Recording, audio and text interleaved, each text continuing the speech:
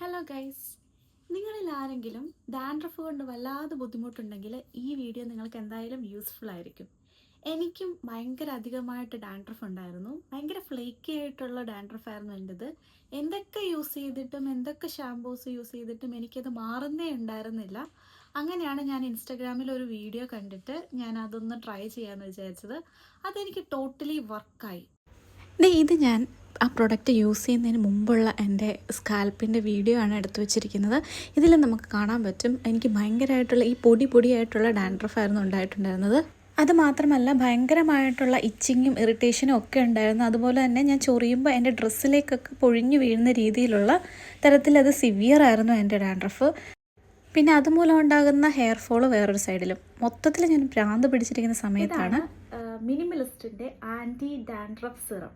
ഇതാണ് ഞാൻ 3 വീക്സ് ആയിട്ട് യൂസ് ചെയ്തുകൊണ്ടിരിക്കുന്നത്. ഇത് നമ്മുടെ സ്കാൽപ്പിലുണ്ടാവുന്ന ഇച്ചിങ്, അതുപോലെ തന്നെ ഫ്ലേക്കി ആയിട്ടുള്ള ഡാൻഡ്രഫ്, പൊടി പോലെയുള്ള ഡാൻഡ്രഫ്, അങ്ങനെയുള്ള എല്ലാ സാധനങ്ങൾക്കും ഇത് ബെസ്റ്റാണ്. 50 ml ഉണ്ട്. ഇത് 50 ml ആണ് വരുന്നത്. ഇതിനൊരു 499 റേഞ്ചിലാണ് ഇതിൻ്റെ റേറ്റ് വരുന്നത്. ഇത് ഇവരുടെ മിനിമലിസ്റ്റിൻ്റെ സൈറ്റിൽ നിന്ന് നമ്മൾ വാങ്ങുകയാണെങ്കിൽ ഓഫർ ഉണ്ടാവും. ഒരു 470 ആ ഒരു റേഞ്ചിൽ നമുക്ക് ഈ പ്രൊഡക്റ്റ് വാങ്ങാൻ പറ്റും.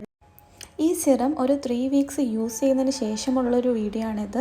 ഇതിൽ നമുക്ക് കാണാൻ പറ്റും എൻ്റെ ആ പൊടിയുള്ള ഡാൻഡ്രഫ് നല്ല പൂർണ്ണമായിട്ട് മാറിയിട്ടുണ്ട്. ഞാനിങ്ങനെ ചൊറിയുമ്പോൾ അങ്ങനെ ഇളകി വരാത്ത രീതിയിലായിട്ടുണ്ട്.